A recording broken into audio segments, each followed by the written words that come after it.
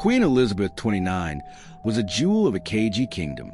The people praised her kindness, her beauty, her wisdom, and none adored her more than her husband, King Obiagelu, 42, strong, respected, but increasingly burdened by their childless union. For 10 years, they had prayed, fasted, poured libations, sought the favor of every known deity, but the palace remained silent. No child's laughter ever echoed through its halls. Then one moonless night, Elizabeth, tossed in her sleep, caught in a vision unlike any she'd known. A cloaked old woman with wrinkled skin and burning eyes emerged from a foggy forest. Her voice was dry as crackling leaves. "You crave a child," she said. "I'd offer one, but not every seed bears a flower." She reached into her robe and handed Elizabeth a small black stone. "Swallow it," she said. "Then wait." Elizabeth jolted awake, heart pounding, sweat soaking her royal linens. A searing pain twisted through her stomach, as if something ancient had stirred inside her. She clutched her belly, gasping for breath, her eyes wide with dread. By sunrise, she was pregnant. The entire kingdom erupted in celebration. Bells rang across villages, animals were sacrificed in gratitude, and dancers lined the palace gates. Yet behind Elizabeth's smile was something darker.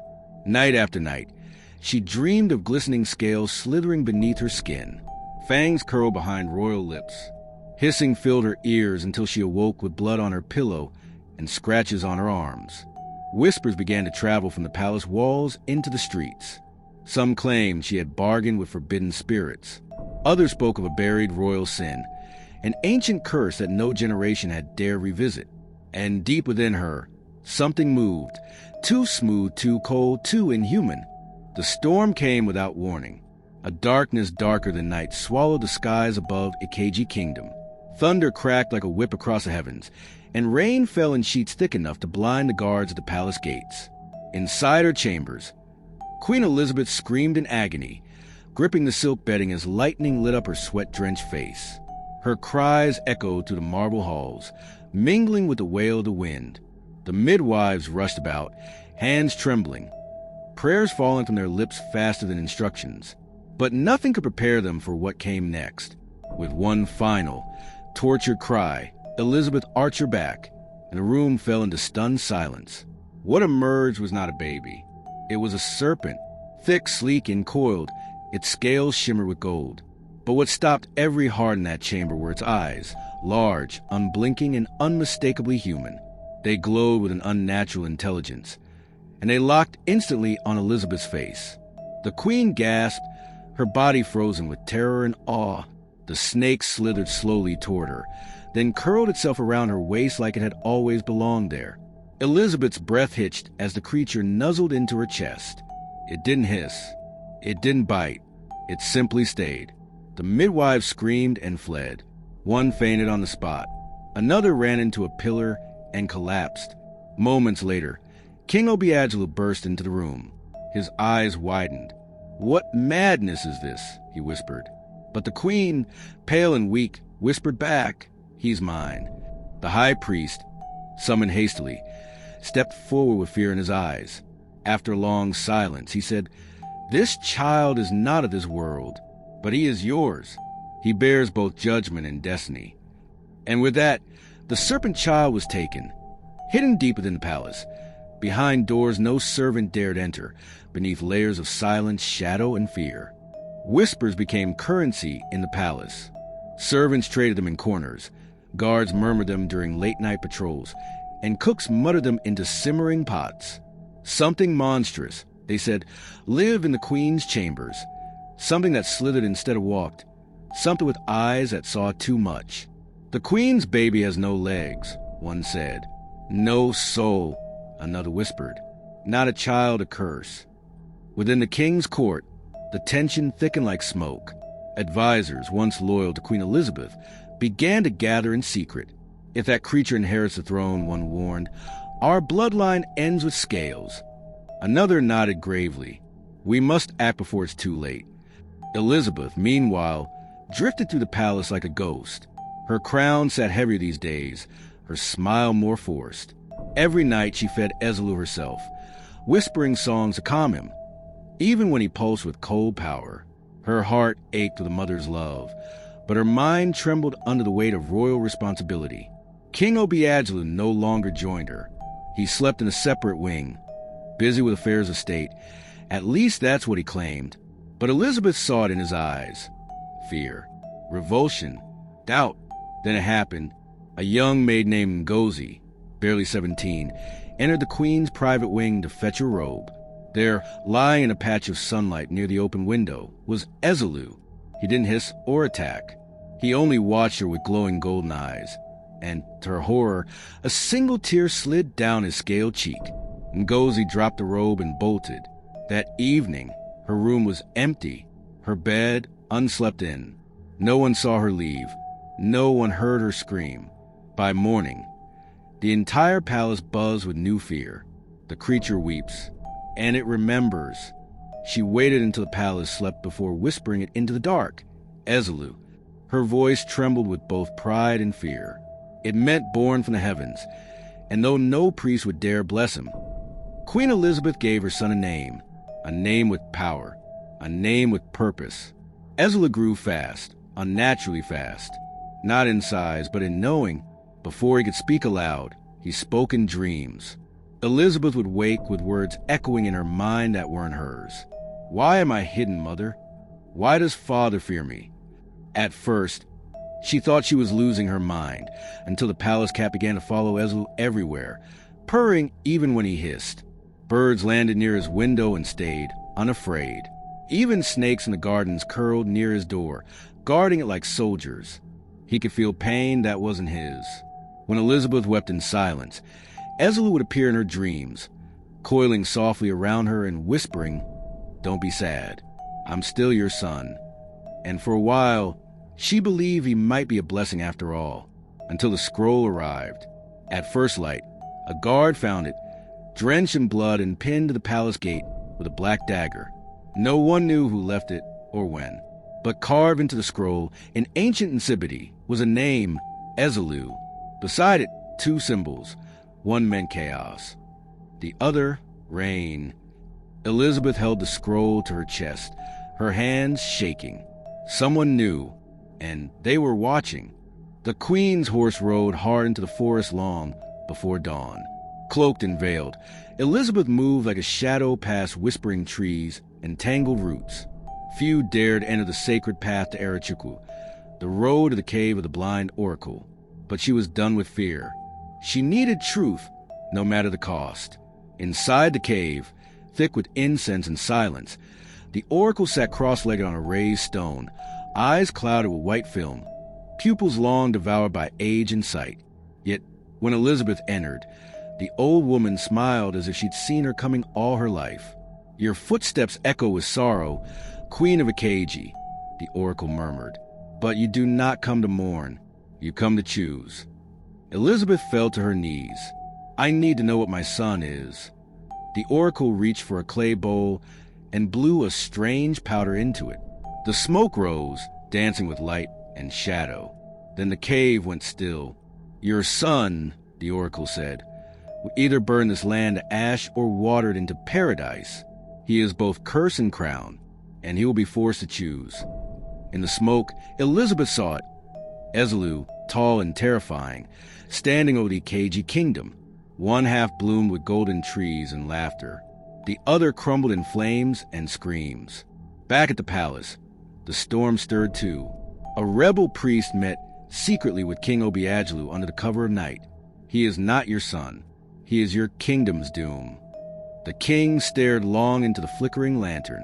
By morning, quiet orders were drafted. The queen was to be watched, and Ezelu isolated. The night of Ezelu's 7th birthday arrived without fanfare.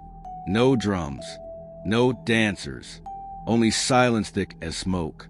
In the deepest wing of the palace, where few dared tread, Queen Elizabeth lit a small clay lamp and placed it by her son's resting place.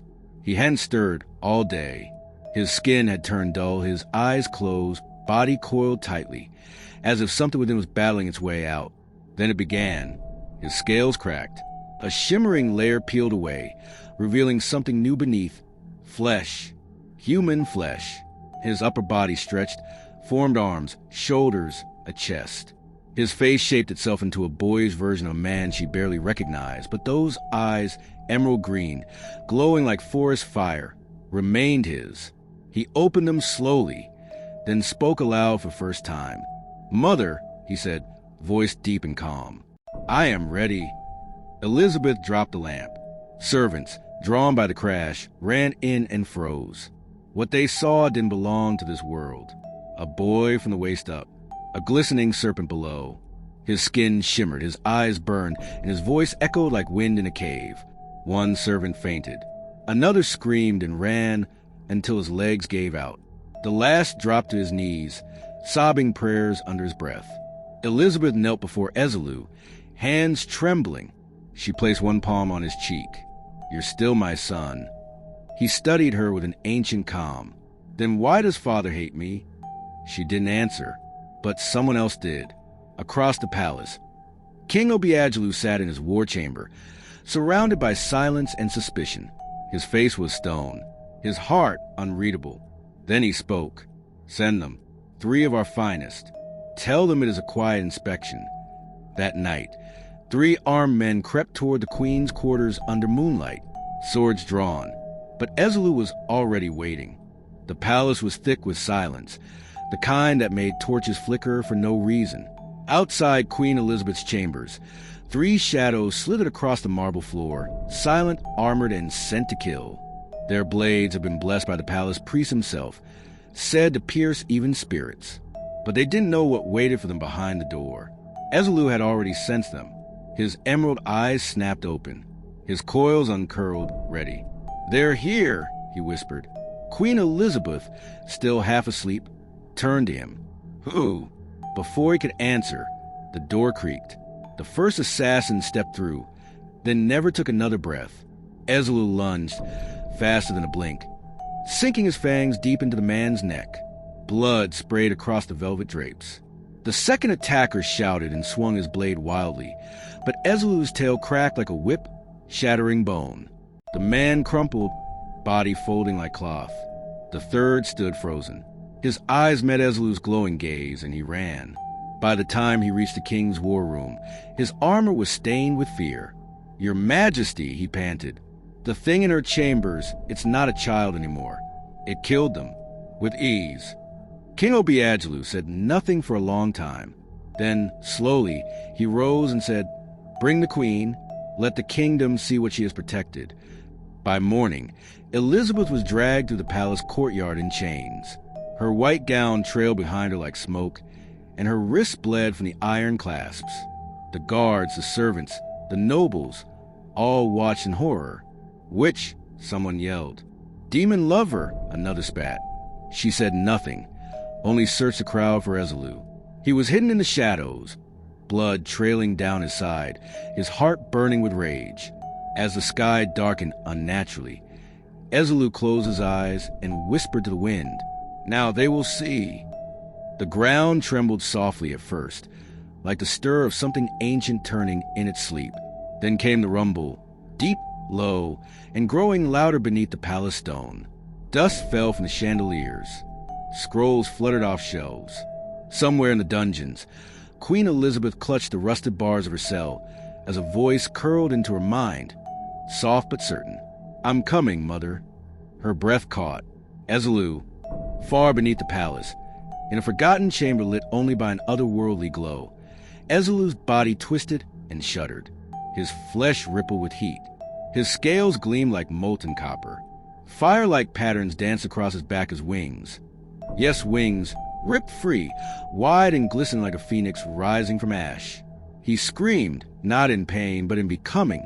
Above, in the palace courtyard, a sudden roar split the night. A crack tore through the marble floor, racing like lightning toward the throne room. The sky darkened unnaturally, as though the stars themselves were afraid. Soldiers scattered. Chickens squawked. Guards shouted orders they didn't believe in. Magic thickened the air like smoke. From the palace windows, shadows peeled off the walls and began to rise. Slow, tall, twisting into ancient forms long forgotten.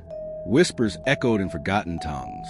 At the mouth of her cave shrine, The blind oracle lit her final candle. The flame stood still despite the wind. "The kingdom has awakened its serpent king," she whispered. And then, with a deafening crack and a blinding flash, Ezelu burst from the palace ground, wings outstretched, eyes blazing emerald fire. Lightning split the sky in answer.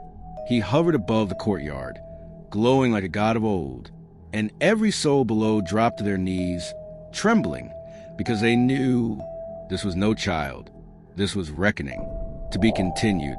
Make sure to subscribe to the channel and turn on the notification bell so you'll be the first to know when part 2 drops. You won't want to miss what happens next.